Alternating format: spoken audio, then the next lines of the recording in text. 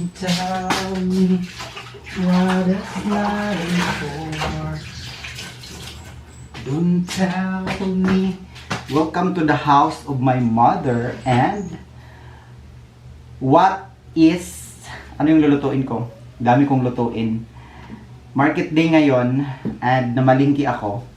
And very timing kasi may nagbebenta ng ulo ng kambing at saka paa. Set siya.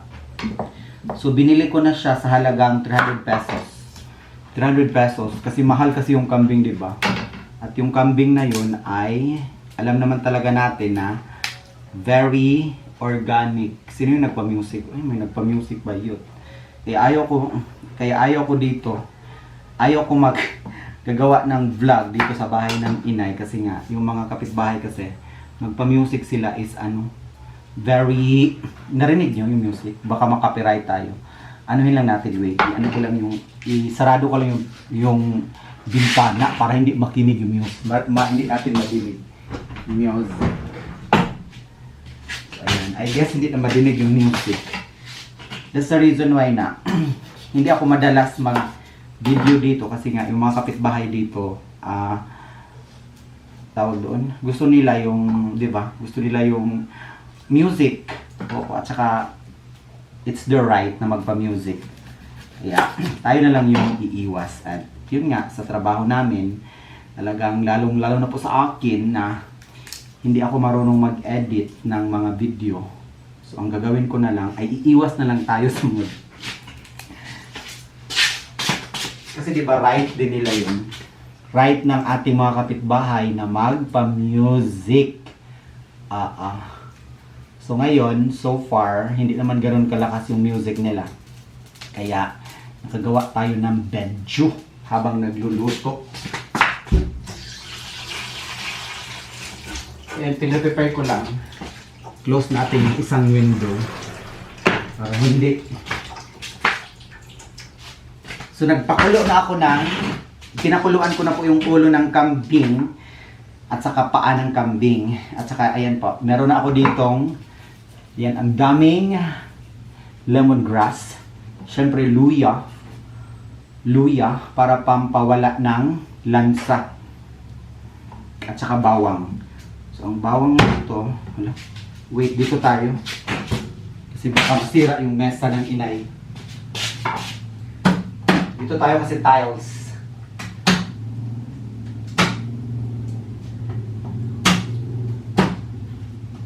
Maganda kasi durugin. Ganito, ano?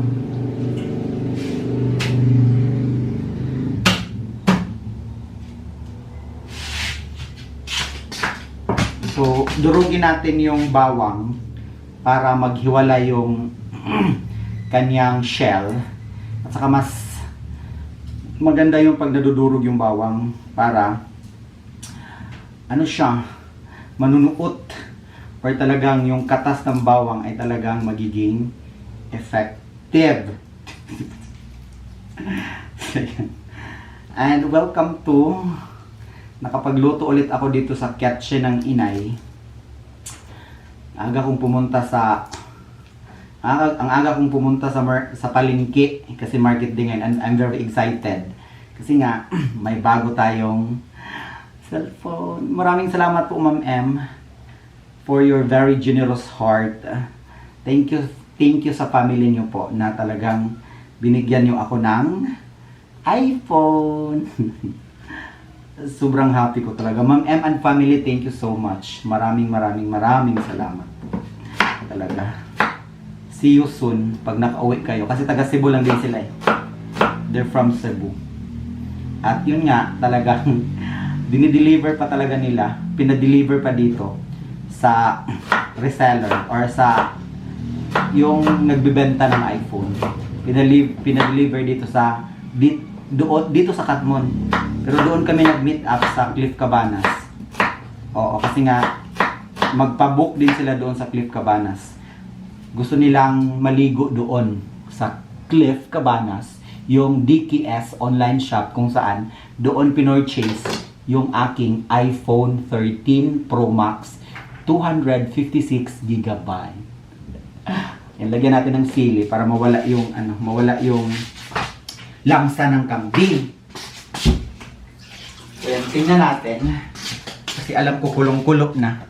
Yan yung mga natin. Ang mura lang ng native na pinya, ang mura lang yan. That is for 25 pesos per kilo. So ayan yung ating ricados, luya. Siyempre kailangan marami yung luya. At saka siyempre lemongrass. At saka bawang at saka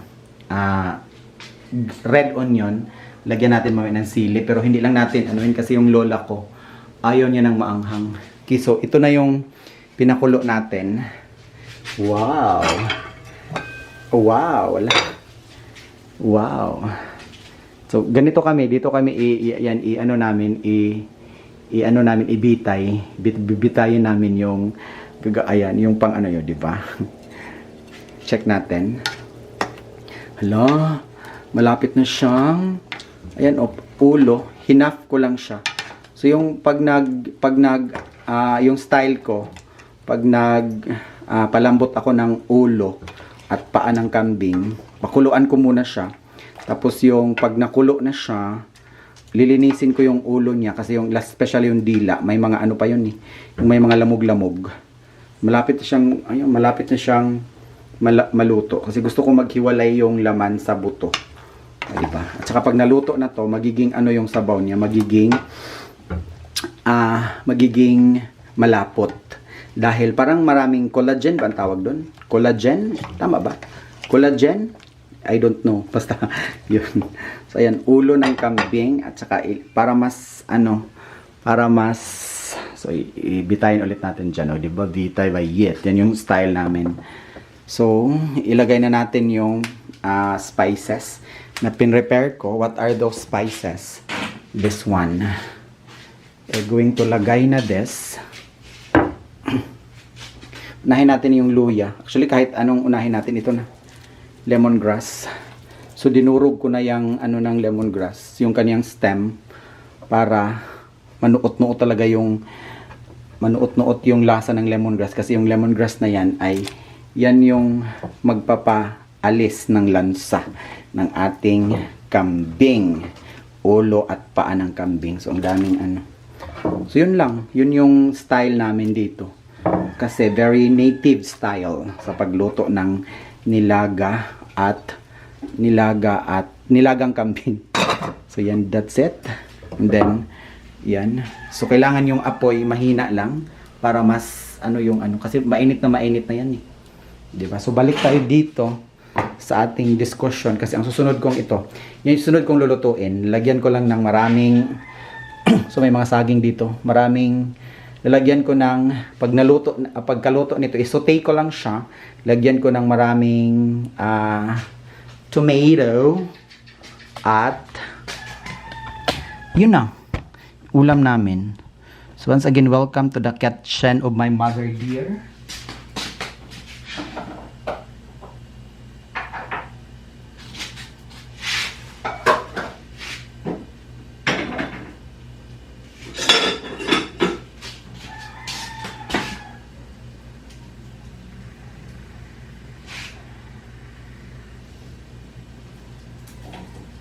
Siguro mga 2 oras.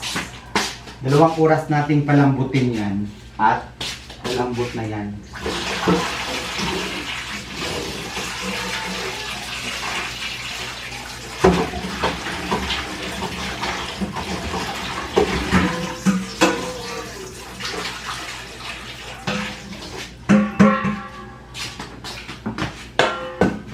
Sunod natin ay ang alubate.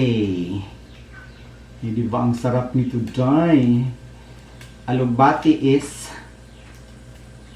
spinach, belong to spinach family. Kasi ang English ng alubate is Malabar spinach. Di ba? Pati kangkong. Ano pala yung kangkong na yun? Belongs to spinach family.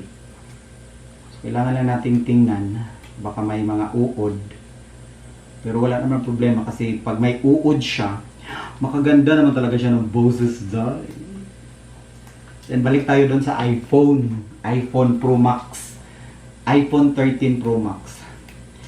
I am very thankful kasi may mga taong mababait at talagang sumusuporta sa akin. Alam ko kayong lahat, you are very supportive in my Radyo Baba. Yun nga, sila yung yung bumili ng iPhone ko. Matagal na po silang follower ko since Korea pa ako. And then, yung sabi nila, Ate Cha, deserve mo yan. Bibigay daw sana sila ng stars, pero kasi alam nila na pag sa stars kasi talagang hindi ko yan, pag yung mga stars ninyo na binigay sa akin, hindi ko yan gagastusin para sa pansarili kong kapakanan. Ipamahagi ko din yun. Kaya sabi nila, Ate Cha, hindi namin ito ibigay in the form of star. Kasi nga, pag ibigay namin ito in the form of star, ay talagang hindi daw mapapasa akin. Ayan, binigay nila in a form of talagang bagay. Thank you so much. As in, talagang it's one of my well, anyway, wait. Anyway,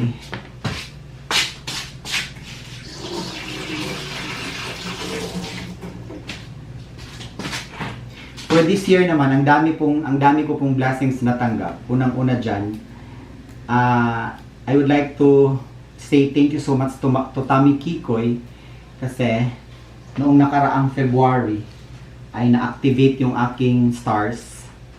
That's the reason why ay isa yan sa mga pinakamalaking blessing sa akin for this year, yung pagka-activate ng stars na yun. So, nung na-activate na yung stars na yun, talagang I promise to myself na yung mga stars na yan, pag nagiging pera na, ibigay ko talaga yan sa mga nangangailangan. So, pasensya na, hindi din lahat mabibigyan natin kasi ang daming nangangailangan. So, pinipili din natin yung bibigyan natin, yung karapat-dapat, yung deserve nila. And yun, isa yun sa mga dahilan kung bakit may material gift na akong natanggap galing kanila kay mom and family. Kasi nga talagang na-amaze sila sa ginawa ko na yung mga stars na yan na sana for me ay hindi ko ginastos, yun nga, sa sarili kong kapakanan. Binigay ko po yun. And thank you so much. So, yes, maraming salamat po. So, kayo na lang po yung mag-research kung magkano yung iPhone 13 Pro Max 256GB. Basta medyo mahal din siya. I'm very happy. Kaya, magluto tayo na. So, pagkatapos nito, balik kami ni Paul sa bukid. Kasi doon naman tayo mag-focus. So, yun nga. Ang susunod, pagkatapos ng aking, hindi na ako busy, doon na naman, ang tututukan ko naman yung itay. Kasi yung itay namin ay talagang kailangan ko din tututukan siya.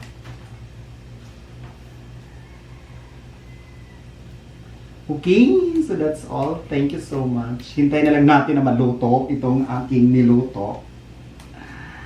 And then, dami kong project for this year. Sana masisimula na yung ating mga project. Hindi man ipagkaloob sa atin yung mga project na yun, well, hindi talaga para sa atin yun. Basta, ang gagawin natin, magsumikap at magdasal para maisakatuparan ang gusto nating mangyayari sa buhay natin. At higit sa lahat, maraming salamat talaga kay yung mga social media platforms. Maraming salamat. Facebook, YouTube, maraming salamat. Kasi, nang dahil dyan, at syempre, kayo, nandyan kayo. Thank you so much sa inyong suporta talaga sa amin. Sa aming lahat na nagtatrabaho online. Kasi hindi ito mangyayari pag wala kayong sumusuporta sa akin. Hindi lang ako, kundi lahat ng nag-YouTube, lahat ng nag-Facebook. Maraming salamat. Kung sino-sino man yung pina-follow ninyo, yes. Thank you so much. Kasi nga kami, iba-iba yung pamaraan para makapagbigay kami ng inspirasyon sa inyo. Sa mga na-inspired, thank you so much. Yung iba, dinadaan nila sa comedy, di ba? Yung iba,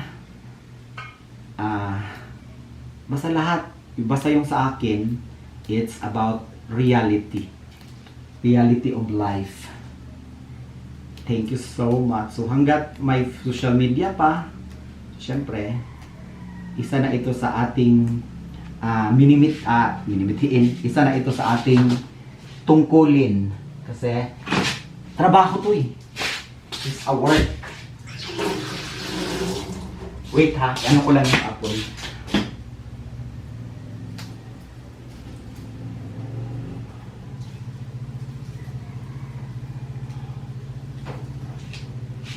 Para maluto na. Para lalambot na.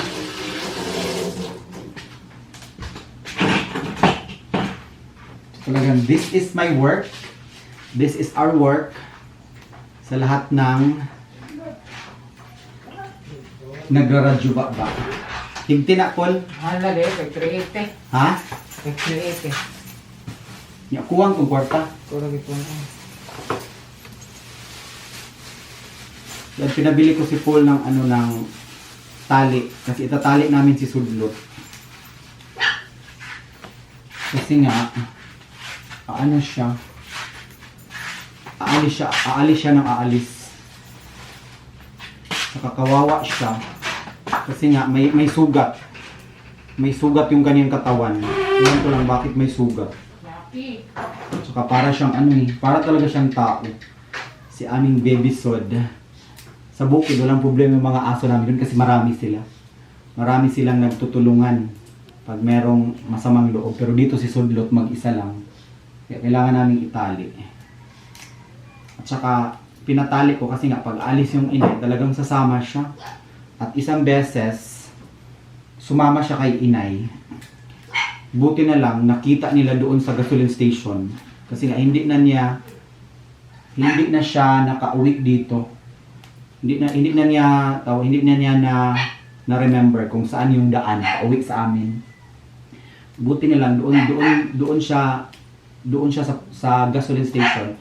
Doon nakita ni McCoy kaya kinuha ni McCoy doon. So yes, so kaya kailangan itali. So ayan, once again, thank you so much for this year. Ang daming blessings talaga na binigay ng Panginoon. Thank you so much, dear Lord, for all the blessings. Pagpalit ay Paul, upuan Paul. Wala na sila ka ng panghugas. Oo.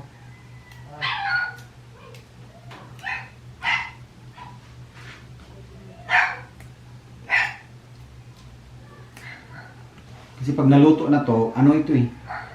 Kukunti ito pag naluto na. Ang bibilhin ko sana is kangkong. Kaso wala, parang yung kangkong doon. Gusto ko yung upland kangkong. Madi-differentiate mo yung kangkong upland or yung nasa tubig.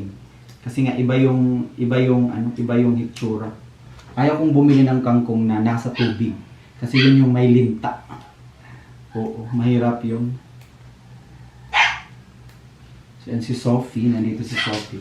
So, hindi ko na siya kasi ang dami na. So, ito ilagay ko na lang siya sa ref.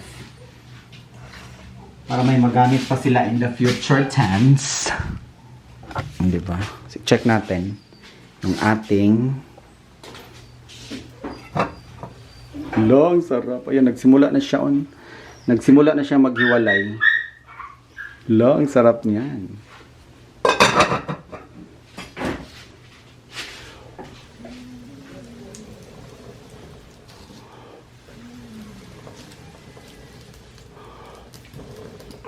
Yung mother ko dito talaga siya magluto sa gamit yung panggatong. Do meron naman silang meron silang shilane, ayan.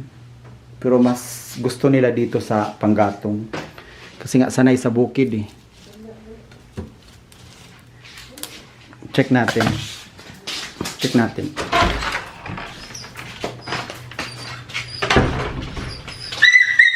Hala, ayaw ako anapol. Ikuha na dili na higot oh. Kaluoy po ni Sudlot, oy. Ali, bibi. Ali, di pa siya sanay. Come here, baby.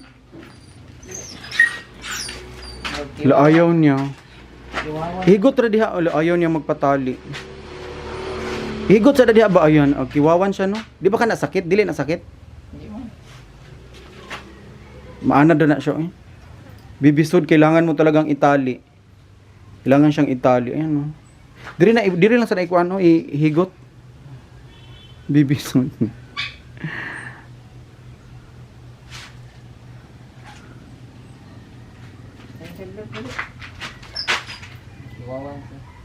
Maana na siya. Ayan, hindi pa siya sanay. Higot tala, di na kayo. Sakitan man akong imong guro yun. Di ba na mo kuyog.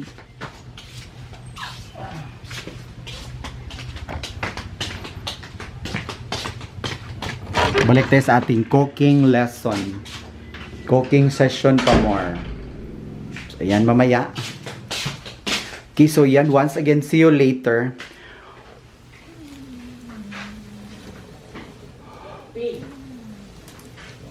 Ang dami ko pang lulutuin. Bye!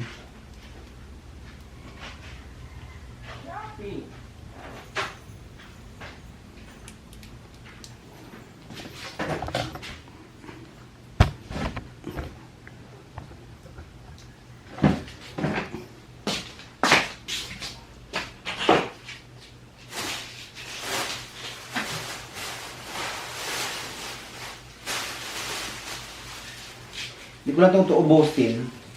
Ilagay ko lang sa ref. Kasi nga, marami na siya. Ilagay na, balutin natin sa ano, para hindi siya maano, parang fresh pa rin.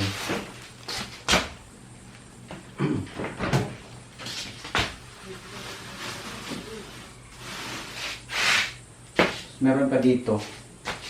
Lagay na lang natin sa ref.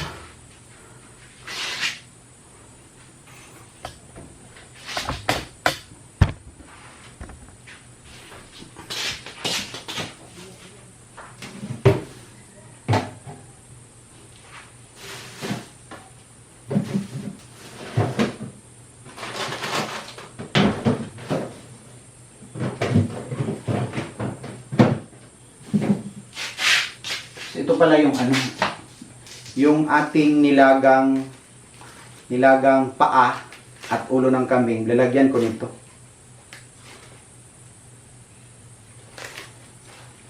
Di ba sarap? So, meron pa siyang, hindi ko lahat ilagay. So ilagay na natin to sa ref.